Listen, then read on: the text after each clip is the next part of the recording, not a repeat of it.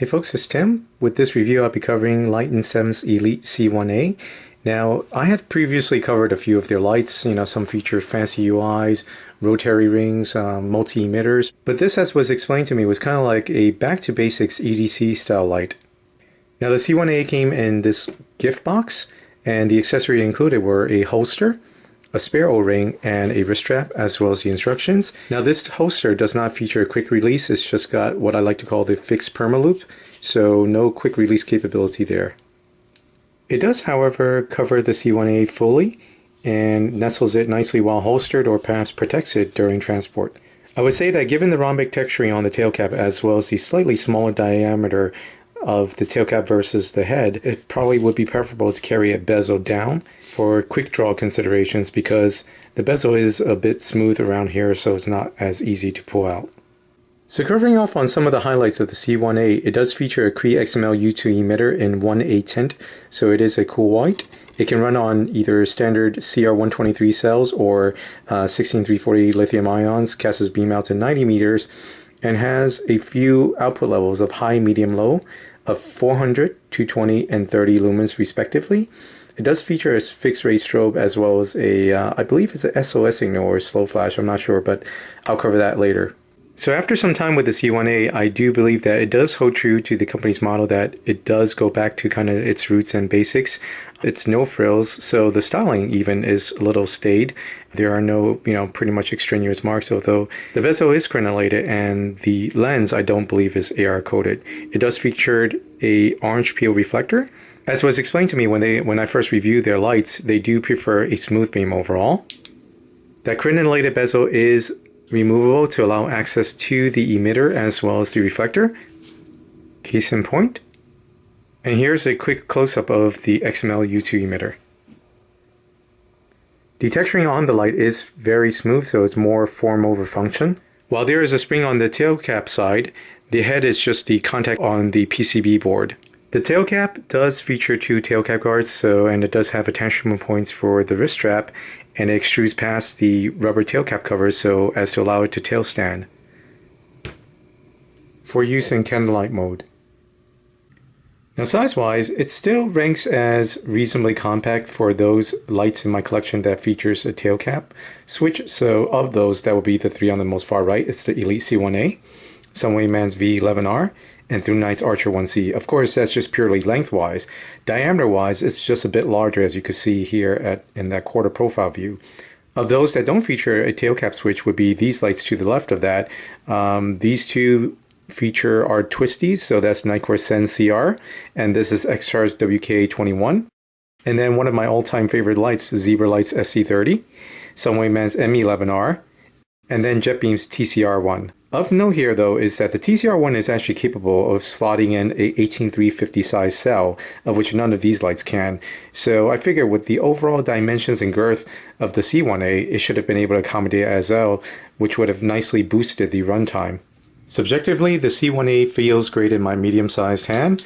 I am able to get a firm grasp on it, speaking of which, that's actually a good thing, because this light can actually hit about 140 degrees Fahrenheit. I think that's roughly 60 degrees Celsius on full blast after about, like, say 10 minutes or so. So definitely, if you're using lithium ion cells, do not leave this light unattended. It can get unbearably hot. So with this in your hand, basically your body acts as a cooling system. Your blood vessels actually conduct the heat away from the light into your body. So that should help somewhat, but still, this is definitely, it runs very, very hot, so please be careful with that. I've raised this with Lighten7 and brought it to their attention about this. I don't necessarily know it's an issue because I know that they updated the driver. This light originally came out in a XPG emitter, and they have changed the driver and circuitry, so I'm not sure if this was intentional or not, but there is no step down. It will just come on in full blast, attempt to somewhat run in a quasi-regulated mode after initial dip, and then like I said, just try to yield full output. But sorry, anyway, getting back to the size and handling, with either grip, this way, underhand or overhand, I have a very good grip. My entire hand can encompass the light, and the tail guards I find don't obstruct my operation of the button with my thumb. I don't feel like it really gets in the way, but again, of course, this is subjective. This is me with my medium-sized hands. If you had larger hands or larger thumb, it might actually be an issue. In terms of an EDC, while this can fit in the pocket, but I guess if you're one of those people who wears very tight jeans, it might not be a good idea to slip that into your pocket. So it is a little bit bulky, you know, as compared to, let's just say, ThruNite Archer 1C, while being a longer light, is overall slightly smaller in diameter. So kind of does fit into the pocket just slightly better, but overall, again, this is an EDC size light that you shouldn't have too much trouble carrying. Cigar grip would be a little bit difficult to employ because the rear clicky does require a decent amount of force to activate. Plus, not to mention, these grooves here aren't exactly that deep, so while possible, not exactly the greatest. The Elite C1A's UI is rather straightforward, if not a little rudimentary, because it's pretty much one of those old style, you know, cycle through the strobes type of circuitry. So it'll always default on high when you first turn it on. And again, this is a reverse tail cap clip key, so no possible use for momentary signaling purposes. Then it will cycle to medium, then to low. Then it'll enter a strobe, as well as just a blinky. Now this is not a SOS signal, it's just purely a slow flashing signal. Not unlike a car's hazard light, if you will. The instruction manuals actually mentioned that there is a memorization mode, but I haven't been able to invoke it. It was pretty much, you turn on the light, says high, so let's just say I want to memorize low. So regardless of keeping it on for at least 4 seconds, 1, 2, 3, 4, and then shutting it off, and then turning it back on, it still defaults back to high. So let's go back to low again, and it says the instruction actually were to keep it off for 4 seconds in that state. So let's do that. 1, 2, 3, 4. All right. As you can see, it still defaults back onto high. So this is something I'll raise to Lighten7. In terms of the overall fit and finish, I've now reviewed a bunch of Lighten7's lights, and this one is pretty much on par. Again, even though they state that this is HA3, I just feel it's a notch below if it is truly HA3. Of course, I don't have a way to test it. I do have a tester to test the thickness, but I haven't really gotten to use that tool yet. However, though, the anodization, while it's fine, there are certain areas that are missing. So let's just say potentially around the edges of the bezel. The bezel is fully deburred and nice and smooth. So let's just say right here, I'm not sure if that really shows up on the camera, but perhaps that corner, as you can see, and then likewise over here on around the edges of the tail cap, like right there, this small spot right there, there's some anodization missing, as you could probably see there, that light area.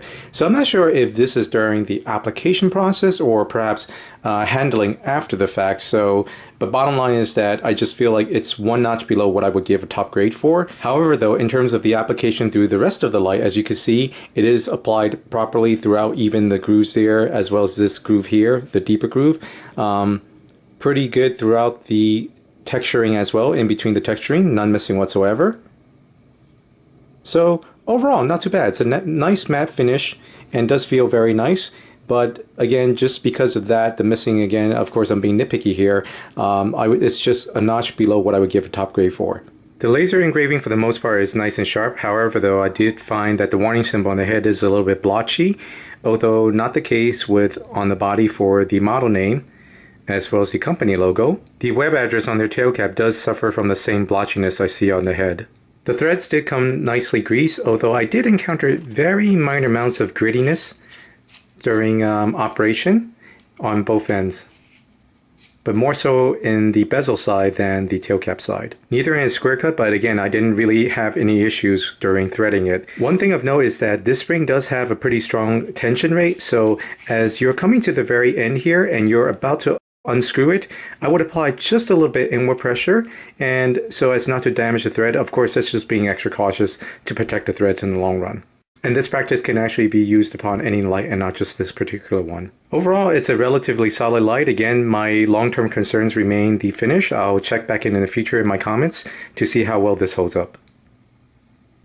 So speaking of the temps that this light can achieve, here is a runtime chart that I created using 3 different types of battery chemistries. The first is a AW lithium ion 16340 size battery. This has protected circuitry and it gave a runtime of just about 18 minutes. After initial severe dip, it actually almost hit 600 at turn on, dips around about 460-ish or so, then kind of does this little boost and attempts to run semi-regulated for a while, then takes a nosedive as the current can no longer be supported.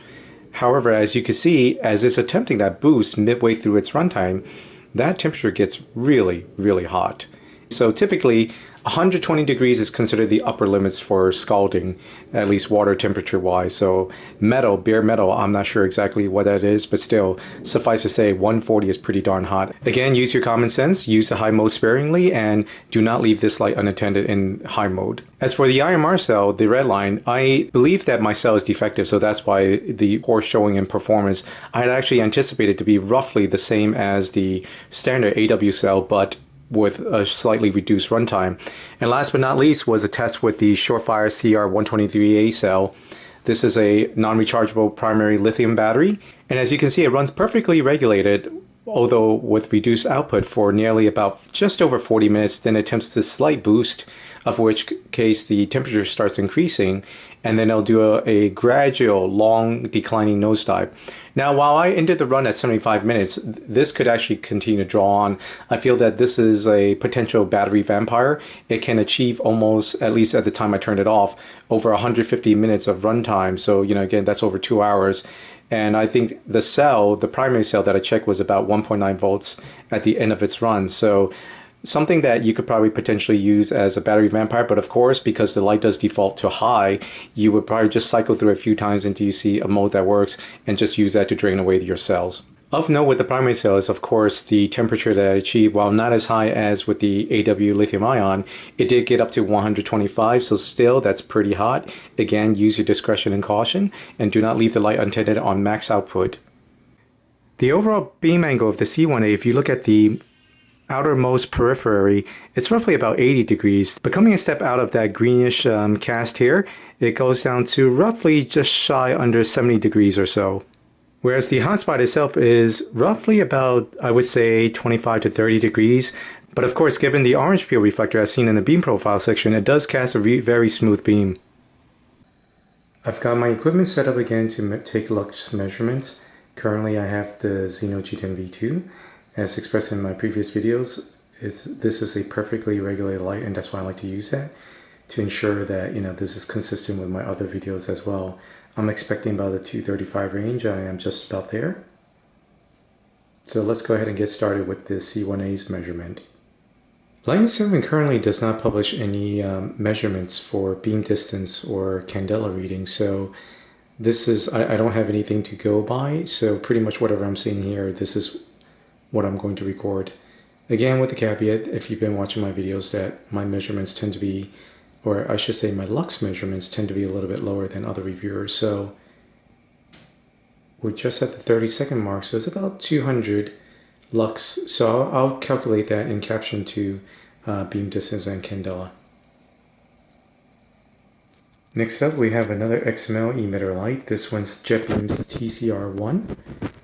And they claim a 113 meter beam distance that's achieved through about roughly 3200 candela, and that should be a reading of about 127 to 128 lux. And I'm pleasantly surprised that my particular sample is above that. It's one of the few rare instances where I do get a higher reading than manufacturer quote. So I'm past the 30-second mark now, and it's still reading about 160. So I'm guessing that's definitely over 113 meters. I'm not sure. I'll put it into the caption. I also figure I would throw in ThruNite's Archer 1C. This is actually an XPG2 emitter, and ThruNite has claimed 296 meters, which seems a little dubious. It's because that would mean a 21,875 candela and 874 lux range. I am definitely well short of that, so I'm just wondering if that was a publishing mistake somehow. I'll be contacting them about that, but as you can see, after the 30-second mark, I'm only around about 160, closer to 170 range.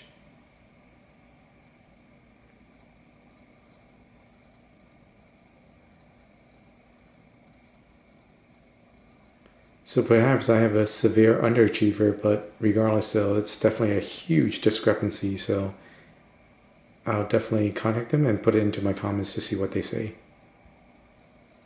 And last but not least, I'm throwing in another XPG emitter. This one's XPG-R5. This is Nitecore's SENS CR. They claim a 76 meter beam distance, which is achieved through 1450 candela, and should be about 58 lux reading at 5 meters. So as with their other light, I'm pleasantly surprised that this is reading above spec. After 30-second mark, I'm still in about 86, closer to 90 lux range. Although, of course, they didn't state whether those measurements were taken with a regular CR123A cell. I do have a AW16340 currently, so perhaps that's why, I'm not sure, but at least this is the reading I'm getting with AW cells. As an initial conclusion, I find this to be a pretty nifty little light. It is a great EDC. However, though, the concerns are around the UI, because I just find like this UI to be a little bit outdated. Again, it harkens back to the days when I first started collecting lights. And in my opinion, subjectively, it's a little rudimentary in that there are 3 fixed output levels, and you have to cycle through the strobe in between, whereas most manufacturers have moved beyond that and hidden the strobes as well as the additional modes. So something I'll provide them feedback for, and hopefully they'll incorporate a different type of UI in a future iteration. But overall, the fit and finish is pretty good. Again, the exception being that the laser engraving was a little blotchy there, but of course that's being nitpicky. Likewise, the anodization I thought was actually not bad, except that there were some minor ones missing. It remains to be seen whether or not that was due to handling after the fact or if it was an application issue. I'm leaning more towards the former, because if it was an application issue, there should be some missing in between the grooves here, as well as, grooves in between there. So again, I think it's more about handling after the fact, but still, that's feedback that I'll provide back to Lighten7. But overall, pretty solid light. It does come in a nice little gift box, a holster, as well as the wrist strap. So something that you could probably gift to a friend as long as they understand the use of lithium-ion cells. But if not, again, this has the flexibility of using primary cells, so it gives it that additional fuel capability. Now, another option could potentially be LiFePO cells, which is lithium iron phosphate. However, though, those cells, it's a little tricky because their maximum current draw, I believe, is not quite up to par of what this light may potentially take. So I measured about 1.8 amps with the AW battery. I haven't actually tested this with a lithium iron phosphate cell, although I do feel that on the lower levels it could be used without issue. It's just, again, the high should really be used sparingly because of the temps that this light can reach, as well as the fact that there is no step down with this light.